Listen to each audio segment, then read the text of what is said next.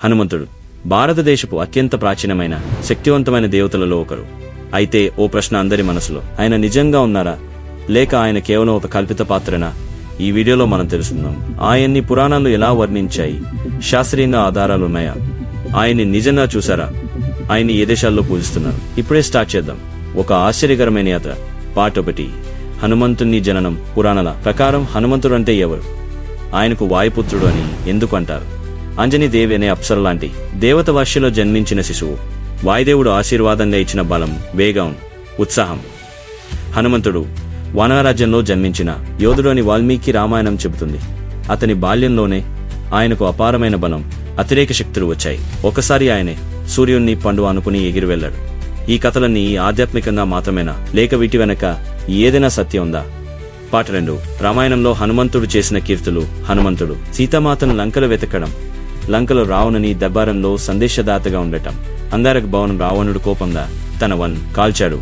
హనుమంతుడు ఆ మంటతో లంకను దహించేశాడు. అనంతరం రామసేతు నిర్మాణానికి నాయకత్వం వహించాడు.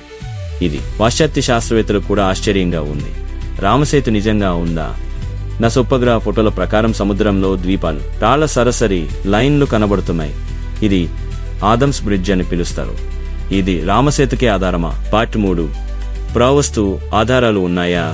ఇందుకు కొన్ని ఆసక్తికరమైన ఆధారాలు ఉన్నాయి. 1. హంపి కర్ణాటక రాష్ట్రంలో ఉన్న హనుమంతుని జన్మస్థలంగా పిలుస్తారు.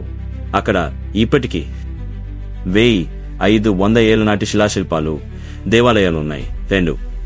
బాలి ద్వీపం, ఇండోనేషియా. అక్కడ అంజనీపుత్ర హనుమాన్ అన్న పేరుతో ఆయన పూజించబడుతున్నారు.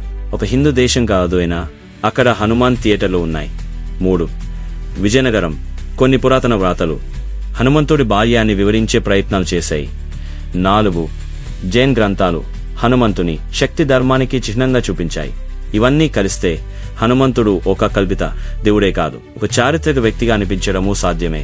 పార్ట్ 4. ఆయన నిజంగా ఉన్నారా లేక ఒక శక్తి ప్రతీకేనా? ఇక్కడ 2 స్కూల్స్ తోటున్నాయి. 1. భక్తులు చెప్పేది, హనుమంతుడు ఇప్పటికీ హిమాలయాల్లో తపస్సు చేస్తున్నారని నమ్మకం. ఆయనను చిరంజీవిగా చెప్పబడిందంటే ఇప్పటికీ బ్రతికి ఉండేవాడు. కొన్ని యోగులు ఆయన దర్శించాట. 2. శాస్త్రవేత్తలు, తాత్వికులు చెప్పేది, హనుమంతుడు అంటే ఒక ప్రతీక, మనలో ఉన్న ధైర్యం, భక్తి, నిబద్ధతకు హనుమాన్ అంటే మనిషి కాదు, ఒక సైంబాలిక్ శక్తి అనే యాంగల్. నిజమేమిటంటే ఇద్దరిది సత్యం కావచ్చు. ఒకవేళ ఆయన నిజంగా ఉన్నా లేక కేవలం ఒక స్పిరిచువల్ ఐడియల్ అయినా, ఆయనను తెలుసుకోవడం వల్ల మనకు జీవితం మీద గొప్ప ప్రేరణ లభిస్తుంది. పార్ట్ 5. హనుమంతుని జీవిత పాఠాలు. హనుమంతుడు మనకు నేర్పే పాఠాలు. అహంకారం లేని బలం. ఆయనలో బలముంది కానీ వినయం ఎక్కువ, భక్తిలో శక్తి ఉంది. రామునిపై భక్తితో ఏవైనా సాధ్యం. తక్కువ మాటలు, ఎక్కువ పనుల ధర్మాన్నే మార్గంగా తీసుకోవడం. వీటిని మన జీవితంలో పాటిస్తే మన క్యారెక్టర్ బలంగా తయారవుతుంది. మన పనులు శ్రద్ధగా, ఫలప్రదంగా మారతాయి. పాఠాలు. Climax, call to action. హనుమంతుడు ఉన్నారా అన్న ప్రశ్నకు సరిగ్గా చెప్పలే, కానీ ఆయన్ని మనం నమ్ముతున్నాం కదా. ఎందుకంటే ఆయన్ని చూస్తే మనలో ధైర్యం వస్తుంది, మనకు గుర్తొస్తుంది మన బలం మన భక్తిలో ఉందని. అది చాలు. మీ అభిప్రాయం ఏమిటి? మీరు హనుమంతుడిని నిజంగా ఉన్నట్టే నమ్ముతారా లేక ఆయనను ఒక స్పిరిచువల్ సింబల్లో చూస్తారా? కామెంట్స్ లో చెప్పండి. ఈ వీడియో నచ్చితే లైక్ చేయండి, షేర్ చేయండి, సబ్స్క్రైబ్ చేయడం మర్చిపోకండి. జై శ్రీరామ్, జై హనుమాన్.